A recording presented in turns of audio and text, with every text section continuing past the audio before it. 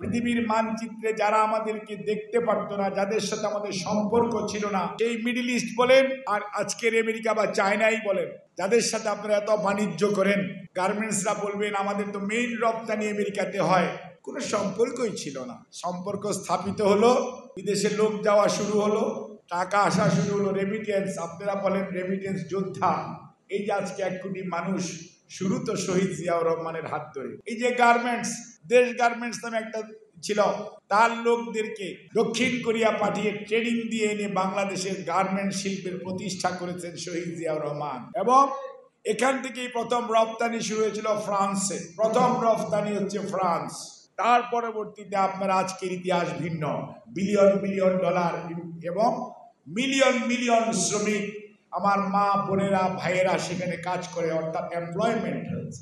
আজকে যে বলেন যে 50 লক্ষ মানুষ কাজ করে এমপ্লয়েড হয়েছে গার্মেন্টসে, এবং তার যে ব্যাকয়ার্ড যে সমস্ত লিঙ্কেজ সার্ভিস আছে প্রত্যেকটার মধ্যে। এই যে একজন বক্তা বললেন ব্যাক টু ব্যাক এলসি, এই চিন্তা তো পলিটিশিয়ান করেছে, রাজনীতিবিদ করেছে, কিন্তু আপনারা কেউ করেন নাই।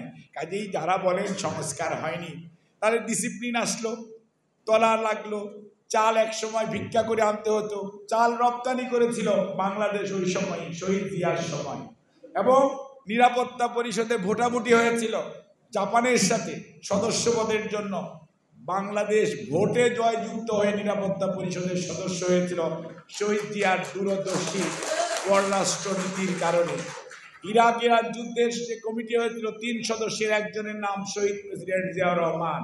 আজকে যারা হজ করতে যান, আরাফাতের ময়দানে জিয়াটি দেখেন, মানুষ বলে জিয়াটি লাগানো কার হাতে? শহীদ জিয়াউর রহমান। অর্থাৎ একটি মানুষের ভীষণ কত মিশনারি হতে পারে, যে উনি বাংলাদেশকে কোথায় কোন মর্যাদায় নিয়ে গেছেন।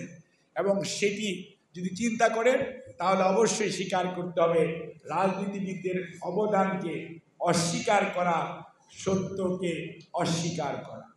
তার পরবর্তীতে নারী শিক্ষার কথাই বলেন, বেগম খালেদা জিয়া, মেয়েদের যাবেন পড়াশোনা করবে বিনা পয়সায়, পড়াশোনা করলে কিছু টাকা পয়সা পাবে, অর্থাৎ উপবৃত্তি অথবা খাদ্যের বিনিময়ে শিক্ষা কর্মসূচি, খালেদা জিয়ার অবদান।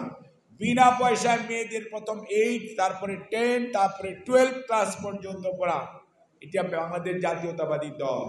দেশে ছিল রাষ্ট্রপতি শাসিত সরকার ব্যবস্থা, আসলো প্রধানমন্ত্রী শাসিত সংসদীয় গণতন্ত্র, সেটাও তো খালেদা জিয়া 91-এর, এই যে যারা সংসদ সদস্য ছিলেন 91-এ, তখনও খালেদা জিয়া।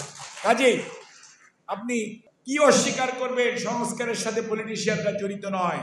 আজকে অর্থনীতি নিয়ে কথা বলেন, ভ্যাট ভ্যাট ভ্যাট যেদিন বিএনপি সরকার 91 পরবর্তীতে প্রচলন করতে যায়, এই পতিত স্বৈরাচার তার দোসরদেরকে নিয়ে হরতাল করেছিল ভ্যাটের বিরুদ্ধে। কিন্তু আজকে ভ্যাট প্রমাণিত হয়েছে বাংলাদেশের অর্থনীতির মেরুদণ্ড শক্ত সোজা করে রাখার নাম হচ্ছে ভ্যালু অ্যাডেড ট্যাক্স, ভ্যাট, এবং সেটি বাংলাদেশের অর্থনীতিকে পরিপুষ্ট করছে।